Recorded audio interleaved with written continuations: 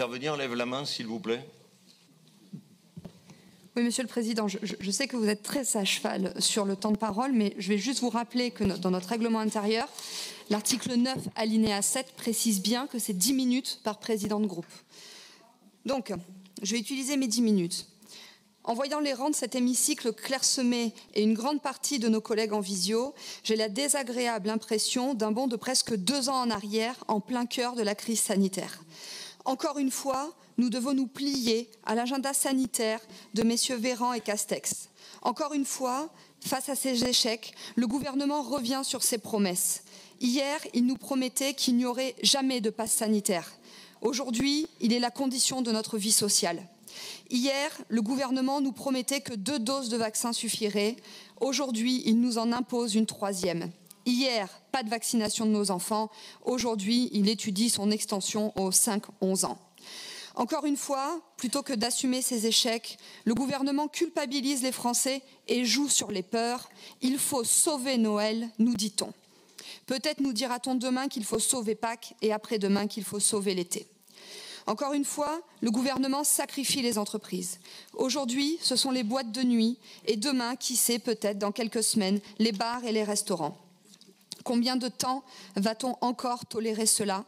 Combien de temps va-t-on accepter ces privations de liberté en réponse à cette gestion catastrophique? Il est vrai que pendant que tous les yeux sont rivés vers la crise sanitaire, la gestion du gouvernement et son impact sur le quotidien des Français, beaucoup d'autres sujets sont mis de côté. Pourtant, l'actualité est riche. L'actualité démocratique, d'abord. Je parlerai même de ce scandale démocratique. C'est le scandale lié à la collecte des parrainages qui fait qu'aujourd'hui, des candidats crédibles, déjà en campagne et représentant plusieurs millions d'électeurs, ne sont pas assurés de pouvoir être candidats à l'élection présidentielle. Je rappelle les règles. Un collège de 42 000 élus, composé de conseillers départementaux, régionaux, de parlementaires et de maires, est habilité sur la base du volontariat à parrainer un seul candidat. Chaque candidat à la présidentielle doit recueillir 500 parrainages. Or, à cause de ce système inique qui fait que le nom des parrains est publié, les maires nous expliquent qu'ils subissent des pressions de la part de ceux que je qualifierais d'adversaires de la démocratie parce qu'ils font, il faut le dire, du chantage à la subvention. Aujourd'hui, Marine Le Pen, mais aussi Jean-Luc Mélenchon, Yannick Jadot et d'autres, pour ces candidats, je tire la sonnette d'alarme et vous demande, à vous élus, chers collègues, et plus particulièrement à vous qui avez beaucoup de poids, évidemment vous, Monsieur le Président, mais aussi Guillaume Guérin, qui vient d'être élu vice-président de l'AMF et qu'à ce titre je félicite, je vous demande, par souci démocratique, de vous engager à ne pas exercer de pression politique à l'encontre des maires potentiellement parrains, mais aussi d'aller plus loin et de les encourager à jouer le jeu de la démocratie en parrainant un candidat à la présidentielle. Je vous adresse, au nom de Marine Le Pen, nos remerciements républicains. Je reprends mon fil sur la richesse de l'actualité. Et plus particulièrement votre actualité, Monsieur le Président. Cela fait déjà près de 5 mois que notre Assemblée a été renouvelée, 5 mois au terme desquels nous pouvons déjà établir un premier bilan de votre présidence. Sur la question du pouvoir d'achat, tout d'abord. J'ai déjà eu l'occasion de dénoncer la reconduction en pleine crise des tarifs à la pompe de la part régionale de la taxe sur les carburants en vous invitant à rendre aux Néo-Aquitains leur région et leur argent. Visiblement, vous ne m'avez pas écouté puisqu'entre-temps, vous avez de nouveau décidé de taper au portefeuille des Néo-Aquitains, hausse des tarifs de la restauration scolaire, des internats, du billet de TER, du ticket de bus, autant de mesures qui vont directement frapper le budget des familles de notre région.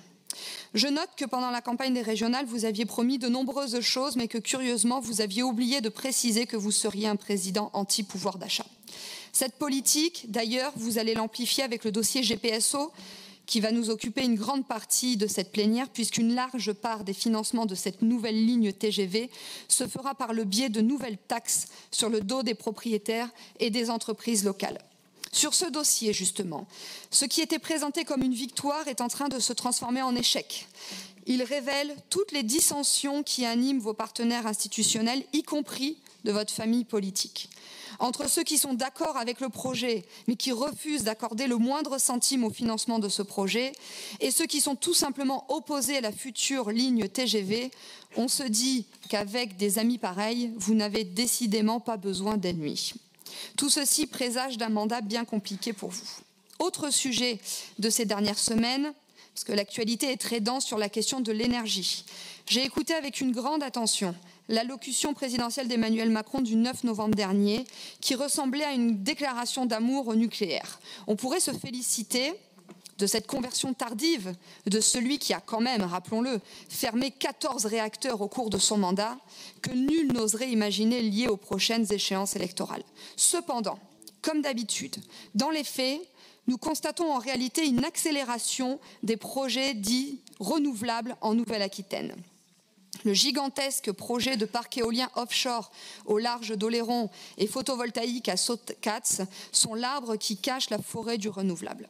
On ne compte plus les nouveaux projets en Dordogne ou encore en Vienne, où plus une semaine ne passe sans l'annonce d'un nouveau parc éolien.